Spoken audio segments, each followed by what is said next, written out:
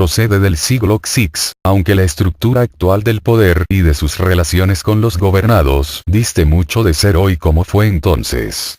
Luxemburgo presenta un caso de reordenación constitucional análogo al belga y al suizo. El texto original es de 1868, que corresponde al de su cuarta constitución formal.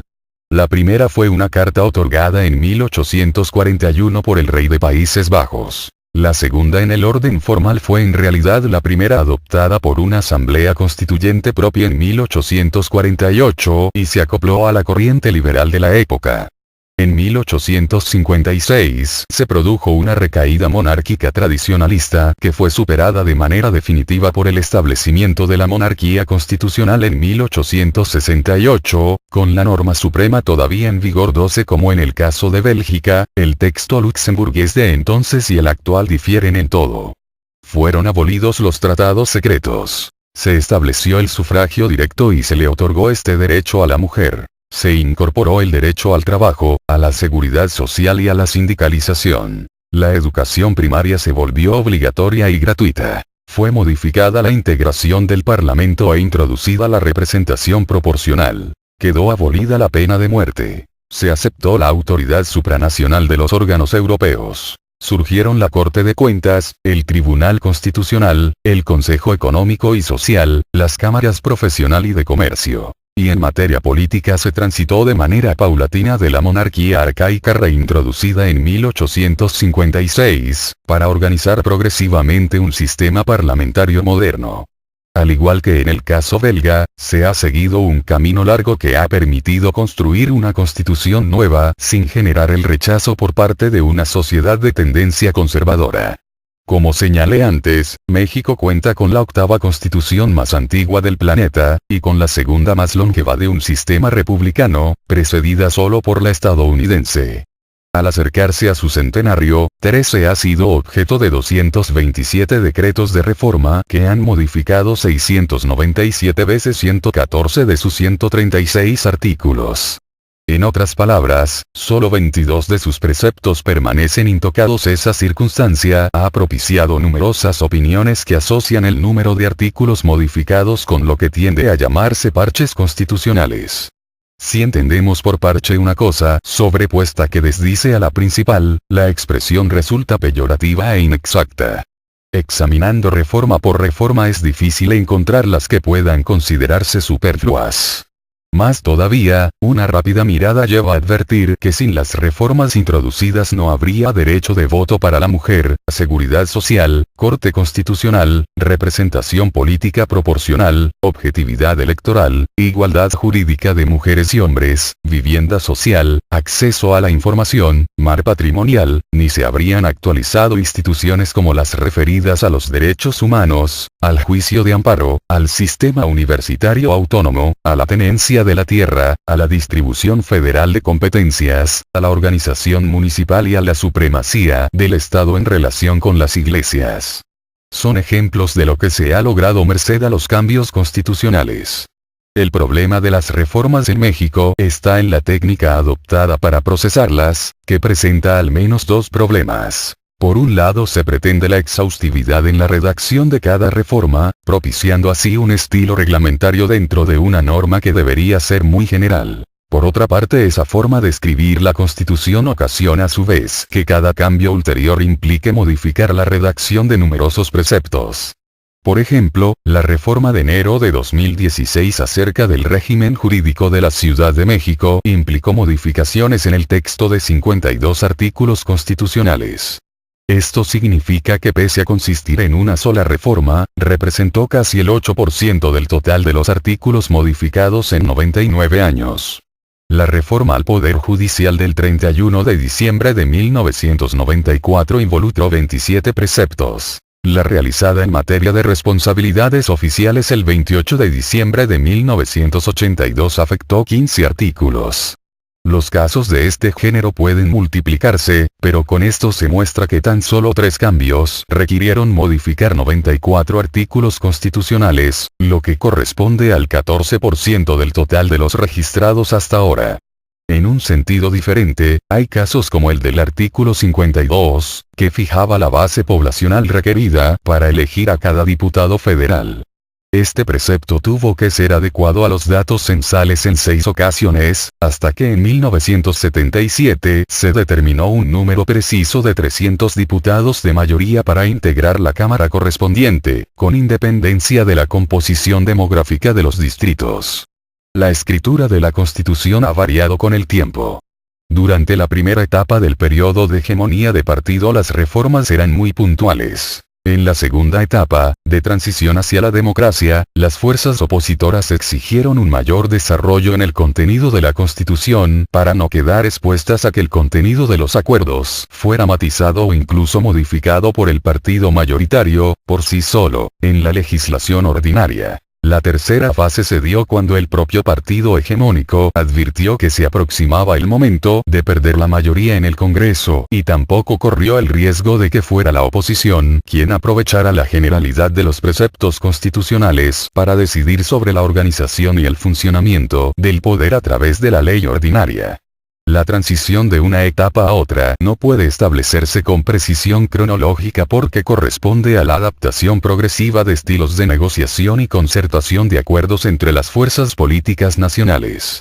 Esa dinámica deformó el contenido de la Constitución y le imprimió una dinámica hasta ahora irreversible, pues en tanto que la norma suprema se ha saturado de detalles, cada vez que se hace necesario un ajuste, incluso menor, tiene que ser reformada y de nueva cuenta se le siguen incorporando otras particularidades que acentúan la distorsión de su carácter de norma general.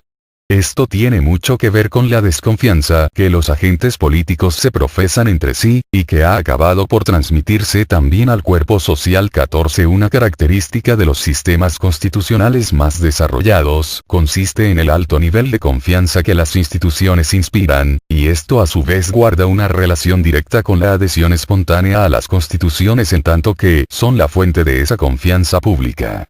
Para salir de la dinámica en la que está atrapada la Constitución es necesario un giro radical, si es que se aspira a prolongar su vigencia por un periodo amplio. Es necesario reordenar el texto, pues presenta errores técnicos en cuanto al acomodo de su articulado, agravado con el decurso del tiempo. Solo por poner un par de ejemplos, un órgano autónomo como la Comisión Nacional de los Derechos Humanos, CNDH, o una dependencia del Ejecutivo, como la Procuraduría General de la República, PGR, figuran en el capítulo del Poder Judicial. La Fiscalía General, que sustituirá a la Procuraduría, es considerada un órgano constitucional autónomo pero permanece en el capítulo del Poder Judicial. Además de la reordenación, para colocar su contenido donde corresponde, el texto constitucional requiere de una nueva redacción que facilite su lectura y su reforma ulterior.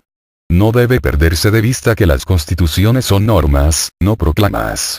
Además del rigor normativo, las constituciones requieren un mínimo de permanencia en cuanto a su texto para auspiciar una cultura jurídica que se apoya en el conocimiento de un texto más o menos estable. Esto no implica que se conviertan en normas inamovibles. Por el contrario, la fluidez de la vida institucional se facilita por la generalidad de los enunciados constitucionales. En el caso mexicano la perduración de la Constitución después de su centenario dependerá de muchos factores, uno de los cuales consistirá en la política y en las estrategias de reforma que se adopten para el futuro. Esto incluye la recomposición de su texto actual, 15 además de los cambios institucionales que hacen falta para que el sistema avance hacia la equidad social y la consolidación de la democracia. Las 8 constituciones mencionadas aquí, en el orden de su antigüedad, son muy diferentes en la actualidad de cómo eran al momento de su adopción. Todas, incluidas la británica y la estadounidense, han evolucionado y seguirán haciéndolo porque regulan procesos políticos, sociales y humanos siempre en movimiento. Las constituciones son parte de la cultura y la cultura no se detiene. La interacción entre la norma y la normalidad exige a las reglas una gran plasticidad adaptativa en tanto que las disposiciones constitucionales están en contacto con un entramado de conocimientos, convicciones, costumbres, prácticas, ideologías, creencias, estilos de vida, prejuicios, percepciones, necesidades y expectativas que se recrean de continuo y regulan una pluralidad de contextos locales, regionales, nacionales, internacionales y globales que fluyen de manera incesante. Las constituciones más adaptables a su entorno son las menos formales, eso explica la longevidad de la británica y en buena medida la de la estadounidense. En la posición opuesta se encuentran las que pretenden agotar todas las formas de organización del poder y de funcionamiento institucional, que a veces llegan al extremo de incluir disposiciones consideradas intangibles. En medio quedan las que combinan reglas más o menos fijas, pero dejan espacios de innovación al legislador ordinario, al juzgador y al propio ciudadano, como intérprete activo del ordenamiento, lo que facilita la adaptación progresiva de las normas. Las constituciones con aspiraciones de perenidad pasan por alto que las sociedades entienden las reglas como un referente que hace previsible y predecible el ejercicio del poder, pero sin inhibir la dinámica propia de la actividad y de la creatividad social. Las tensiones entre los agentes del poder entre sí, entre gobernantes y gobernados, y entre los gobernados entre sí, exigen reglas que ofrezcan mínimos de certidumbre para prever la conducta ajena y para ajustar la propia, pero no para cancelar ni para dificultar la libertad de la vida personal y colectiva de los miembros de cada comunidad. Además, los intereses dominantes en cada momento se proyectan hacia una multiplicidad de direcciones y la experiencia dice que no es posible ofrecer respuestas inmutables para todos ellos, porque esos mismos intereses fluctúan. Una de las lecciones que dejó el fracaso de las constituciones comunistas fue considerar que bastaba con atender los intereses de clase.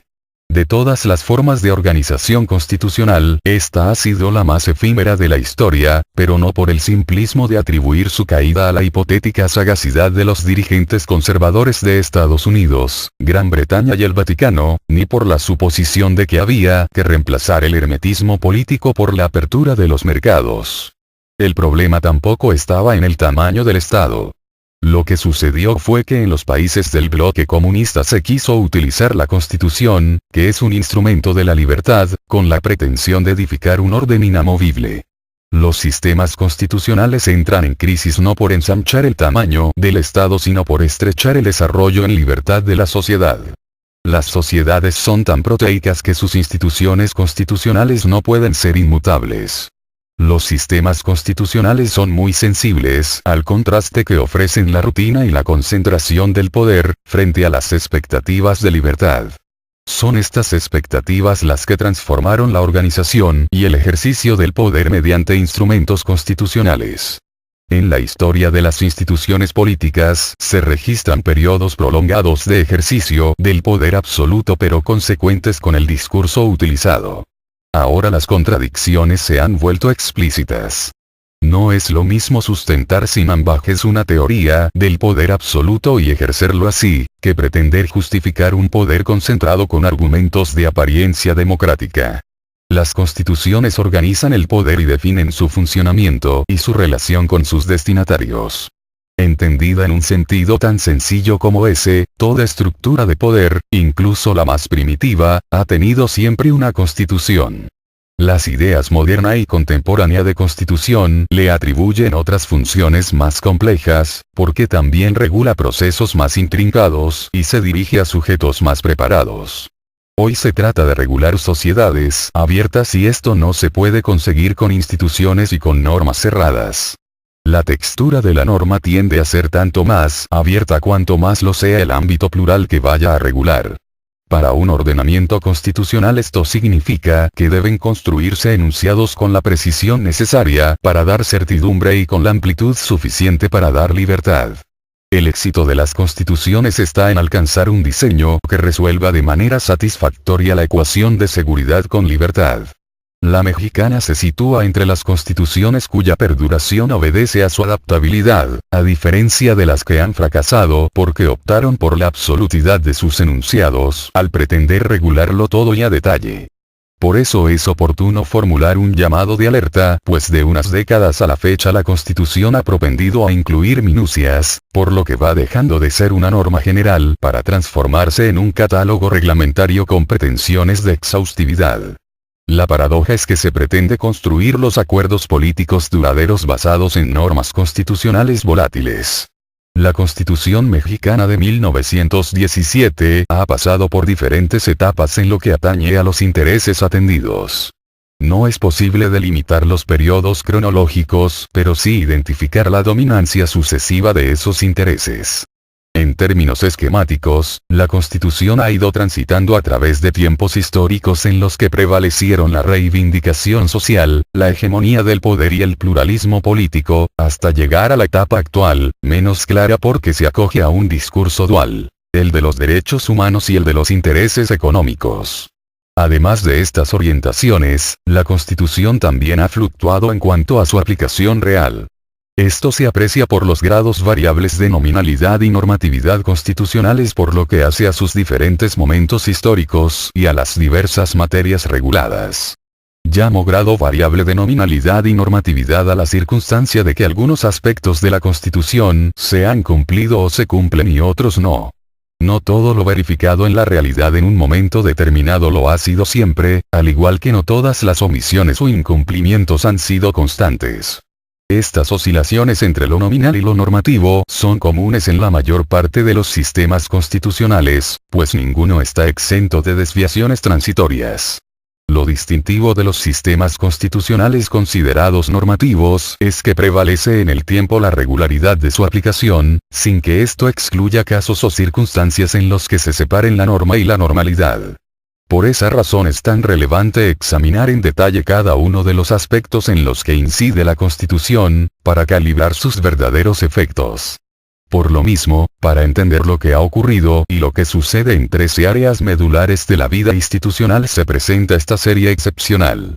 Los grandes temas constitucionales son examinados a detalle a través de estudios pormenorizados, elaborados en cada caso por experimentados y reconocidos académicos.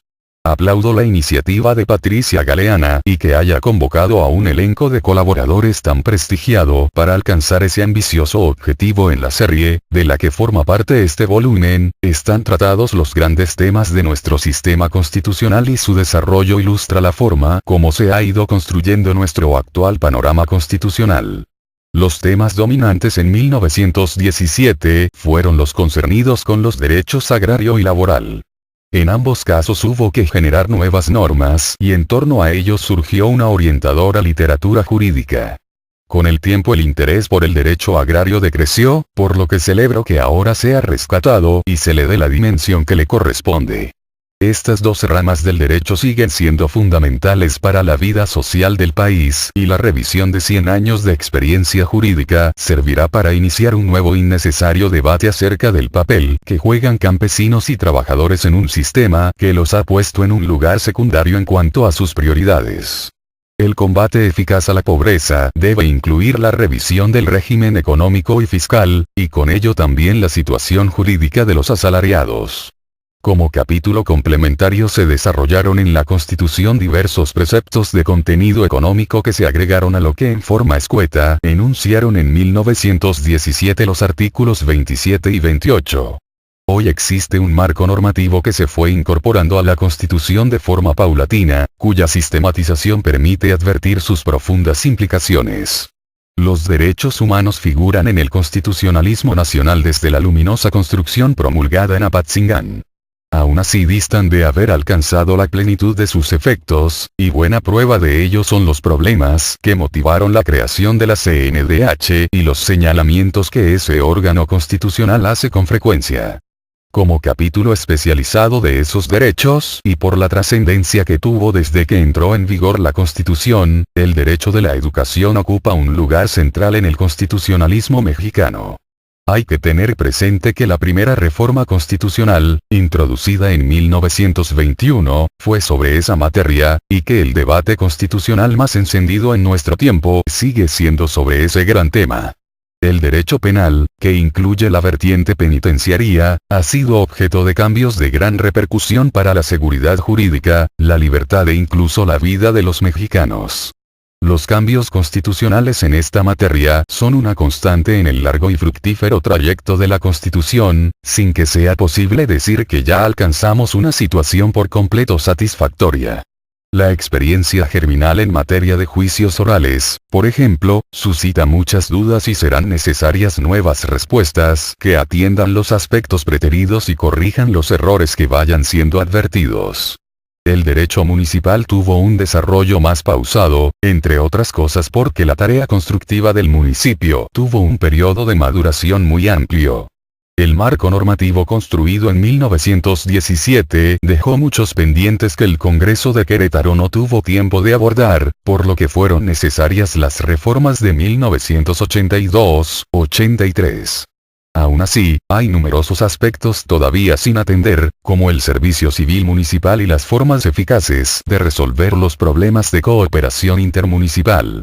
El tema federal, que viene desde 1824, muestra más carencias que fortalezas, entre otras razones porque se mantienen asimetrías muy relevantes, como es el caso del amparo judicial, por ejemplo, y porque no se han removido los residuos del poder caciquil que sigue siendo un lastre para la democracia en México. Otro aspecto relevante es la afectación del principio de igualdad jurídica que resulta de la existencia de tantos órdenes jurídicos en materias tan sensibles como la penal y la civil, como entidades hay. También es llamativa la vetustez del sistema federal en su conjunto, si se le compara con los desarrollos que esta materia ha tenido en otros ámbitos, como el argentino y el canadiense en América, y el austriaco y el belga en Europa, por solo mencionar unos ejemplos. La separación de poderes ha tenido en México una lectura restrictiva, con la propensión secular a regatear la relevancia de los órganos de representación política. La Constitución todavía no construye instrumentos adecuados de control político, indispensables en toda democracia consolidada.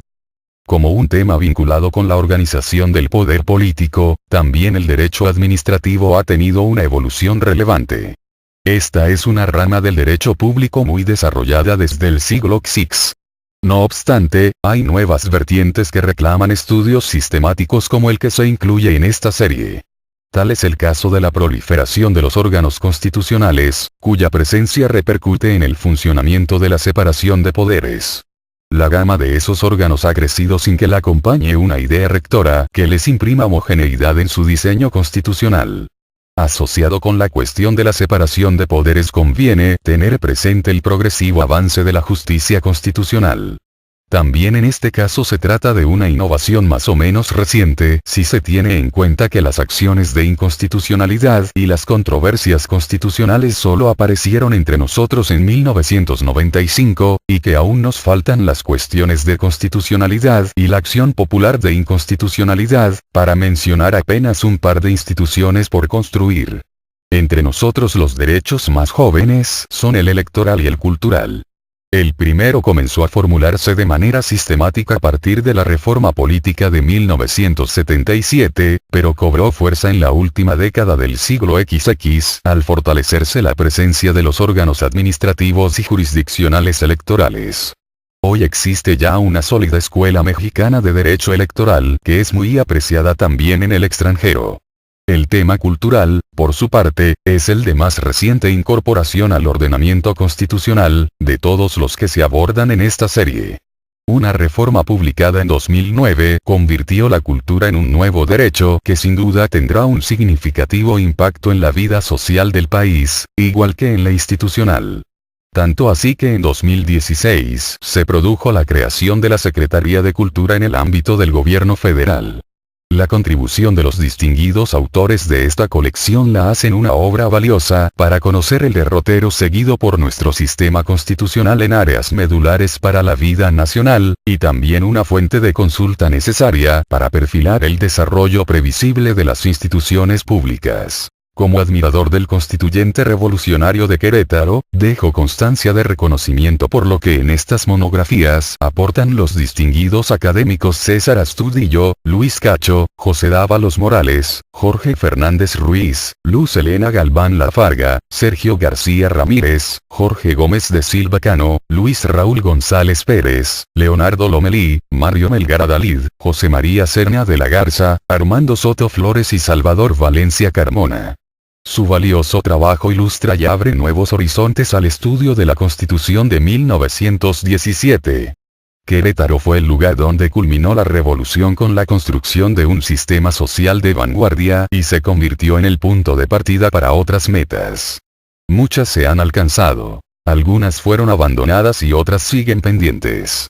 La hazaña queretana debe ser valorada en su contexto porque significó el triunfo de una sociedad capaz de hacer una revolución y simbolizó la voluntad de cohesión después de una guerra civil. El lenguaje de los debates fue constructivo y optimista. En 1857 se configuró el Estado Nacional y en 1917 la sociedad soberana. Por eso a lo largo de 100 años la Constitución enriqueció sus objetivos y por ende sus contenidos. Sería un error suponer que la Constitución es un libro ya cerrado y que sus 100 años denotan vejez. Su texto sigue abierto para dar respuesta a las necesidades de equidad y democracia del país. La experiencia de otros 7 sistemas constitucionales muestra que no es necesario prescindir de lo hecho en el pasado para construir lo que se requiere en el futuro.